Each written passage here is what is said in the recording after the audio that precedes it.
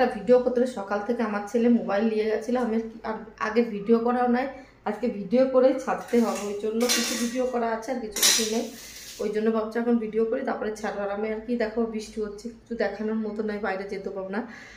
গেছিলাম সবজির দোকানে, আমি মোবাইল নিয়ে যাই না একদম। আমার তো তোমরা জানোই ওয়াইফাই কানেক্ট করা আছে, বাইরে গেলে তো আর কাজ করবে না, শুধু শুধু নিয়ে যেতে ভালো লাগে না। চলো কিচেনটা আজকে অবস্থা, তোমাদের একটা জিনিস দেখাবো, দেখতে পারলে একটু নিচে করে দেখাচ্ছি।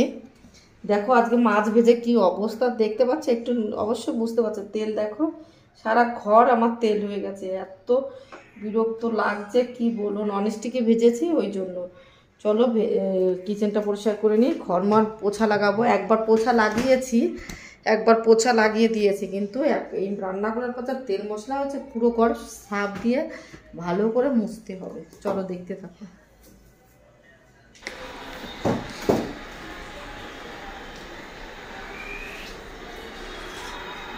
চাটা খাওয়া কমপ্লিট হয়ে গেছে, এখন বাসনটা বেজে গেছে। অবস্থা খুব আমার ভালো লাগছে না, একটা তেল কাছে গন্ধ আসছে না আমার কাছে না। পুরো ঘরে ওইটে মাছ রান্না করেছে সেদিন 2 কিলো 300 গ্রাম নিয়েছিলাম, চলে আসছে পরে কথা। দেখো বন্ধুরা এবার চলে এসেছে, বাসন কটা মাজতে সব গুছিয়ে নিচ্ছি।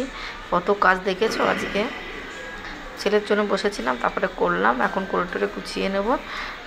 এই দেখো অনেকটা বাসন ছিল গো আজকে ভালো লাগছিল না শরীরের মধ্যে, আমার ছেলেও আসছিল না, আরও মানে কাজ করতে ইচ্ছাই করছিল না। ওই জন্য হচ্ছে চলো কাজ করি আস্তে আস্তে করে। পরে অনেকে প্রায় 5টা বেজে গেছে, তোমার দাদাভাই চলে গেছে দোকানে, তখন ভাবলাম যে চলো আস্তে আস্তে আমি একটু বাসনটা মেজে নিই, আমারই করতে হবে। আর করে নিচ্ছি। কী করবো, বাসন মাজার ভাবছি একটা লোক রাখবো, এত দাম, 1,500 টাকা চাই। এই কটা বাসন হয় আমার, তো আমি এখন ব্যাজিংয়ের থেকে আমি বেশিরভাগই বাসনটা মেজে নিই, দুটো 4টে হয় তখন। আর আজকে ইচ্ছাই করছিল না, দেখবে মাঝে মধ্যে কেউ ইচ্ছা হয় যে কাজ করতে ইচ্ছা করে না। এই কথাটা অনেকেই বলে, আমার দিদির মেয়েরাও বলে যে মাঝে মধ্যে মাসে আমার রান্না করতে ইচ্ছা হচ্ছে না, কাজ করতে ইচ্ছা, কী করবি বল। আর আজকে তেল মশলা রান্না করেছি তো, আর এই কিচেনে আসতে ইচ্ছা করছিল না, একটা চিপচিপ করছিল সারা ঘর, ভালো লাগছিল না আমার, তার জন্য আর আসতে একদম ইচ্ছা করছে না। দেখো আমি ইটার বেঁধে নিলাম, কাপড়টা নয় ভিজা যাবে, অনেকটাই বাসন আছে, কিচেনটা পরিষ্কার করব। আর সারা ঘরে একটা তেলের না, আমাদের যে পাংখাটা আছে উপরে, ওই পাংখাটা না তেল মশলা যাচ্ছে না, এত গন্ধ হচ্ছে, আমার মাথার মধ্যে কেমন লাগছে। তোমার দাদাভাইকে বলছি যে সাপ পরিষ্কার করে দাও, তোমার দাদাভাই টাইম হচ্ছে না, কালকে বলবো, রবিবার আছে, বলবো যে তুমি ওইটা পরিষ্কার করো না। একটা মাঝে মধ্যে পরিষ্কার না করলে একটা কি বিটকেলে গন্ধ আসে না, ভীষণ গন্ধ হয় না কিচেনের ওই পাংখাটায়, তখন আমরা আর টিকতে পারি না। আমারও সেরকম কালকে মনে হচ্ছিল, যখন আমি লোটে মাছ রান্না করেছিলাম, সেই প্রচণ্ড, আরে ননস্টিকে ভেজেছিলাম, তেল ছিটিয়েছিল, আর একটা গন্ধ আসছিল, আমার মাত্রাচ্ছিল। ওই জন্য আমি সব কাজ ফেলে রেখে রেস্ট নিতে চলে গেছি। আর এখন সন্ধ্যা হওয়ার আগে কাজটা করে নিই, সন্ধ্যাবাতি লাগানোর আগে অল্প অল্প করে বাসন মেজে এই দুটো কাজ। এই দেখো এবার হচ্ছে হট করে অনেকটাই বাসন আছে, বাসন কটা মেজে নিই, তারপরে কিচেনটা পরিষ্কার করবো। কিচেন পরিষ্কার করলে একবার কাজটা হয়ে যাবে। তারপরে ঘর মোছাও বাকি আছে গো, ঘর মুছেছি একবার, আবার তেল মশলা হয়ে গেছে, এবার সাপ দিয়ে আজকে ভেবেছি মুছবো সারা ঘর। এত তেল মশলা সারা ঘরটা যেমন চিপচিপ করছে, পা দিলেই মনে হচ্ছে তেলের দাগ, ভালো লাগছে না। তার জন্য ভাবছি যে যা চলো এখন বাসন মেজে কিচেন পরিষ্কার করে পোছা লাগিয়ে সন্ধ্যাবাতি করবো। তারপরে দেখো এই কড়াইটা মাজতে মনে হচ্ছে ফুটো করে দেবো, এত সাদা করতে করতে। এখন আমাদের একটা বাড়ি বৌমা আসে, ও বলেছে যে মাজবে না, এই কড়াইটা বেশি মাজলে খারাপ হয়ে যাবে, না মাজলেও ভালো লাগে না আমাদের। আর আমি তো সাদা করে দিই, তোমার দাদা ভাই পুরো মাজতে যে পুরো সাদা করে দেয় এইটা কড়াইটা।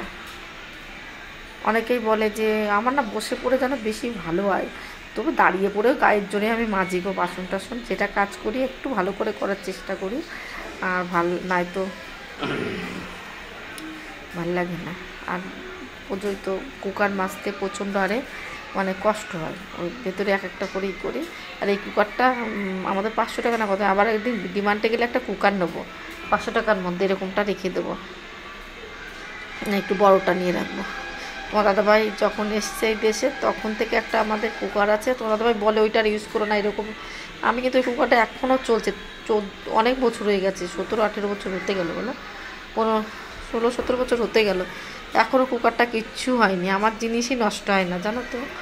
আমি এক হাতে কাজ করি তো, আমি কেউরে পছন্দ করি না কাজ করতে, জিনিসপত্র আলোয় মানে ছিটিয়ে রাখে না সবাই কাজ করতে গেলে, একার কাজটা একটা গুছাল থাকে, আর অনেক মানুষ করলে একটা কেমন ওজনভাবে একটু কষ্ট হলে সেই কাজটা তারা করে দেয়, আমি বলছি না করে না, করার পরে সেই কাজটা আবার নিজের গুছাতে হয়, কোথায় রেখেছে কি, আর এক দিন লাগে সেটা বেশি, তারা একটু রেস্ট নিই, তাতে আমি একাই করে নিই, তাই করেই করি। দেখো কিচেনে দেখেছো তেল মশলার জন্য সাবানটা দিচ্ছে কেমন যেন ফেনা হচ্ছে না, আগে তেল মশলা যাবে তারপরে ফেনা হবে। দেখো দেয়ালটাও পরিষ্কার করি, উপরের দেয়ালটা তোমার দাদাভাইকে কালকে বলবো পরিষ্কার করে দিতে গো, আমি তো পায়ের ব্যথায় উঠতে পারছিলাম না, আমি কবে উঠে পরিষ্কার করে দিতাম। আমার পা ব্যথাটা না থাকলে আমার এই ভয় করে যদি উঠে নামতে না পারি, যদি ব্যথা করে প্রচুর। দেখো আমার চুল কটা অনেকটাই বড় হয়ে গেছে, তাই না, পাতলা চুল, এই দেখো চুলটা প্রচণ্ড পাতলা, তা ভাবছি ওটা বড় করবো, ছোটো করে দিয়ে আমি বড় করি তো শখ করে, কিন্তু চুল দিইনি, ভগবান কী দিয়েছে বলো তো, আমাকে কিছুই দেয়নি ভগবান, কিচ্ছু করার না, যা দিয়েছে সেটাই নিয়ে খুশি থাক। দেখো একবার সাবান দিয়ে একবার ঘষে নিয়েছিলাম, ঘষার পরে তেল মশলা চলে গেছে, ওটা ভালো করে আর একবার পাক্কা করে ডলে নিচ্ছি, যে ধুল মিট্টি না হয়, নোংরাটা তেল মশলা না হয়, ওই জন্য। দেখতে পাচ্ছ বালতিটা নিয়ে আসলাম, যে বালতি ওরকম করে কতক্ষণ করবো, বালতিটা নিয়ে এসে ডাবলি করে বেশ হয়ে যাবে। আর কিচেনের যেইগুলো আছে না, কিচেন বলছি ওভেনের, ওইগুলো পরিষ্কার করে মেজে নিই। আমার পায়ের নিচে তেল তেল লাগছে, কি বলবো তোমাদের, একটা ভালোই লাগছে না আজকে কিচেন দেখে, আমার 2-3 বার করে ডলে ধুয়ে নিচ্ছি, দেখতে পাচ্ছ, নাই তো দেখো চকাচাক হয়ে যাবে এবারে। আর আমরা ওইখানেতে তোমার দাদাভাই জানোই তো, যে একটা পাইপ লাগিয়ে দিয়েছে, ওইখানে তেল মশলা হয়ে যায়, খুব সাবধানে যেতে হবে ওইখানে। আমার ছেলে তো পড়েই থাকে, ওকে বলবো যে সাবধানে যা, সে তেল মশলা গেছে। আমি তো এখনই ঘর মোছার পর সাপ দিয়ে একটু ভালো করে কষবাইতে ডলে দেবো, নাই তো তেল মশলাটা বেশি, আজকে অতিরিক্ত তেল মশলা খারাপ হয়ে যায় যদি। দেখো ব্যাজিংটা একটু মেজে নিচ্ছি ভালো করে। আর দেখো মটকার জল আছে, মটকার জল পাল্টিয়ে দেবো, আর মটকাটা আবার কালকে ভরবো, আজকে জলটা খেয়ে ফুরিয়ে দেবো। আমি কিন্তু একাই খাই, কেউ খায় না মটকার জল, আমি একাই খাই, কেউ খেতে পছন্দ করে না, খায় না জানি না, কিন্তু আমি একা খাই। জল পড়তো, এখানে জল পড়তো তো বেশি নোংরা হতো, ওইখানে নোংরা হচ্ছে, তবু এত না। দেখো আমি সার্ফ নিয়ে এসেছি, মানে পোছা করার ওইটা ধুবো ভালো করে, তেল মশলা হয়ে গেছে না, ধোয়ার পরে তারপরে সার্ফ দিয়ে আমি ঘর মুছবো। বাবা তেল মশলা আমি পা দিতে পারছি না। দেখো সার্ফটা নিয়ে আসলাম, সার্ফ নেওয়ার পরে এবারে দেখো যে পোছাটা আছে না, ঘর পোছা, ওইটা আমি পরিষ্কার করে দিচ্ছি, দেখতে পাচ্ছ, একটু ধুয়ে নিই তারপরে মুছবো। ওইটা আগে মুছের পর পরিষ্কার করার পর তারপরে আর একবার 2বার করে ধোবো, ধোয়ার পরে দেখো ওইখানে তেল মশলা গেছে কিনা, ওইটা ওই পা দিয়ে ডলে দিচ্ছে। ওই দেখো পাইপটা লাগিয়েছে, দেখতে পারলে, ওরা সার্ফের জল দিয়ে একটু করে দিচ্ছে, তার উপর পিছলটা তেল মশলা না হয়। বন্ধুরা আমাদের উঠলার পর সাপ এসছে, আমার ছেলে বলছে, এই দেখো নিচে আমরা দেখো সোফার পর উঠে বসে আছি আমি, আর আমার ছেলে ওই ঘরে বসে আছে।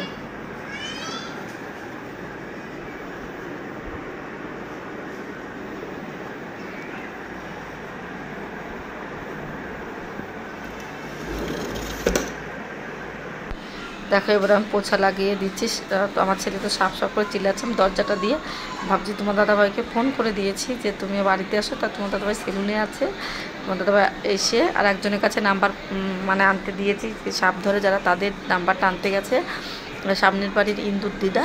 তা আমি ভাবছি চলো এখন পোছাটা লাগিয়ে নিই, আনতে লাগুক, ঘরের তো ভেঙে চলে আসবে না, তার মতো সে থাক, আমি পোছাটা লাগিয়ে দিই। এ দেখো পোছা লাগিয়ে দিচ্ছি। আর আমার ছেলে ভয়তে তো এই দেখো বেডরুমে এসে বই পড়তে শুরু করে দিয়েছে। আর আমি ভাবছি চলো, আমার একটু সাহসটা বেড়ে গেছে মনে হচ্ছে, ভয় পাচ্ছি না। আর দেখো আমি বুঝে গেছি কিসমতে যেটা থাকবে সেটাই, মানে কপালে যেটা থাকবে সেটাই হবে। ওই জন্য নিজেকে মানে একটু কন্ট্রোল করছি। ছেলে ভয় পাচ্ছে, আমি ভয় পেলে তো হবে না। কিন্তু একটু আগে আমি যখনই বলেছে তখন একটু ভয় পেয়েছিলাম, তখনই আমি দেখো সোফার পর দাঁড়িয়ে গেছিলাম, আমি আমার ছেলে দুজনই। কি বলবো, তারপরে এখন ভাবছি পোছাটা লাগিয়ে দিই। তোমার দাদাভাই বললো আমি আসছি, আর ওই নাম্বারটা নিয়ে আসলে তোমার দাদাভাইকে দিয়ে দেবো, ফোন করে ওরা চলে আসবে তখন বাইরের থেকে। আর আমার ছেলে দেখেছে কি না, আমরা তো সঙ্গে সঙ্গে আমি লাইট জ্বালিয়ে দেখলাম, কিছু দেখতে পেলাম না।